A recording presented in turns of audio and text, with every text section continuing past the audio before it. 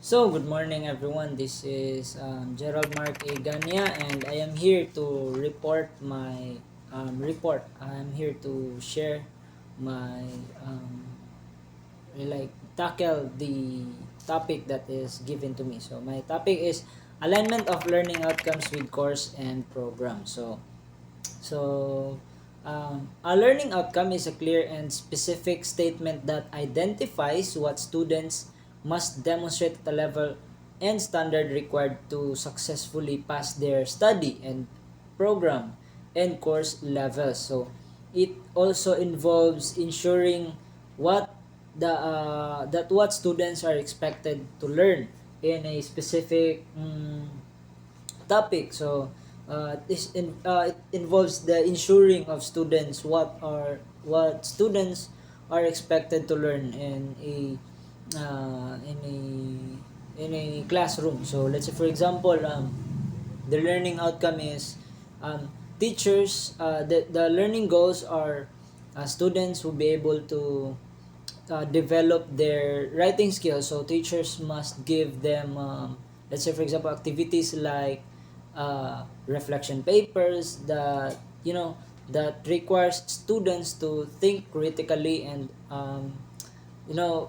exercise their writing skills. So that's it. So it's about creating a cohesive educational experience. So cohesive educational refers to learning environment or system that is unified, interconnected, and consistent across various elements. So it involves the integration of different components within education to create a seamless and comprehensive learning journey for students. When you're using a constructive alignment approach to curriculum design, one basic activity is to choose and develop learning activities that are aligned with intended learning outcomes. So, let's say, as I've said earlier, the learning outcomes or the intended learning outcomes or the learning goals of the teachers is that students will be able to develop their writing skills or in their in solving skills like that. Teachers will give them like activities that will you know that requires problem solving and or requires writing like essay, reflection paper, reaction paper like that. Um, Likely to lead the students achieving the specified learning outcomes for the particular teaching session, course or program, practical and appropriate to use within your current context and with available resources. Select activities that will elicit actions related to the verb in the learning outcomes.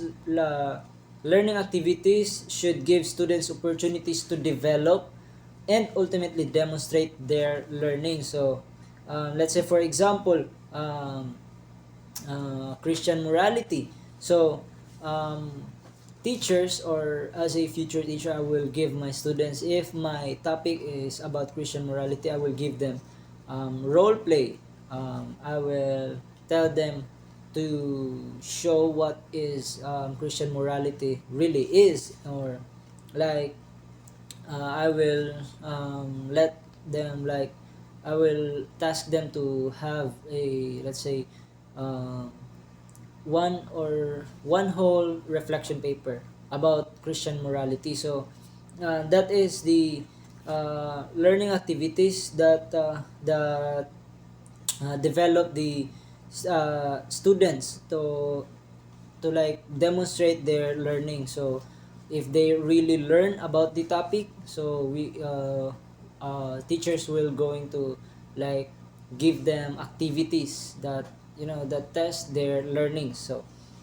Biggs and Collis 1982 structure of the observed learning outcomes, or solo taxonomy, supports this approach. The solo taxonomy provides a systematic way to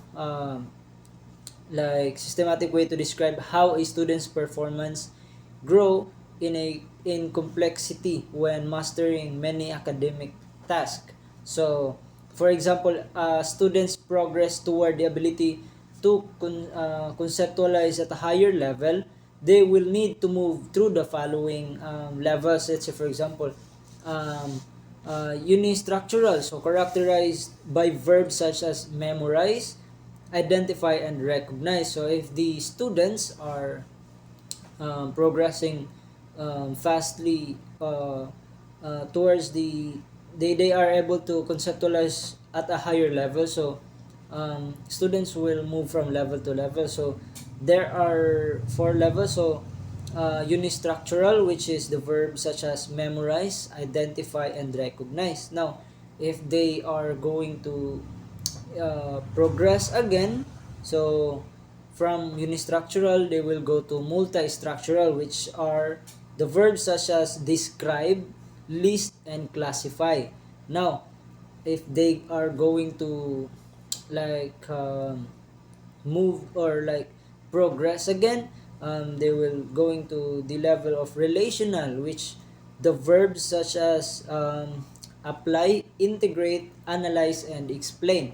And lastly, the extended abstract, which are characterized by verbs such as theorize, generalize, and reflect. So again, um, if students are progressing towards the higher level of like conceptualizing at a higher level, so they will need to move through the following levels. So those are the following levels. So from unistructural to multi-structural and relational, and lastly to the extended abstract, so which is the theorize, generalize, and reflect.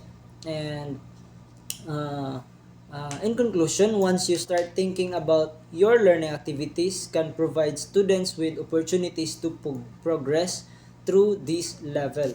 You might want to change the verb that form the basis of your learning outcomes. So alignment of learning outcomes with course and program is crucial for ensuring the coherence in education.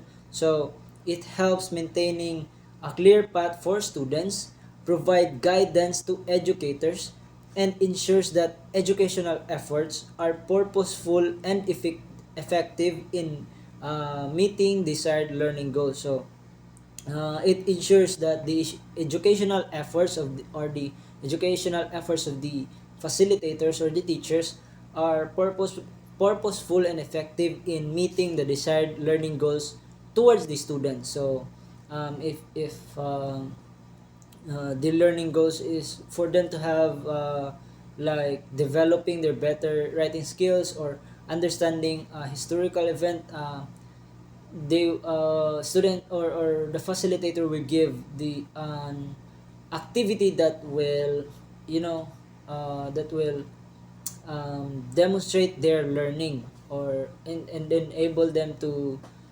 show that they are really learning, so that they will reach the intended learning goals of the students. So that's it. Thank you for listening and have a good day.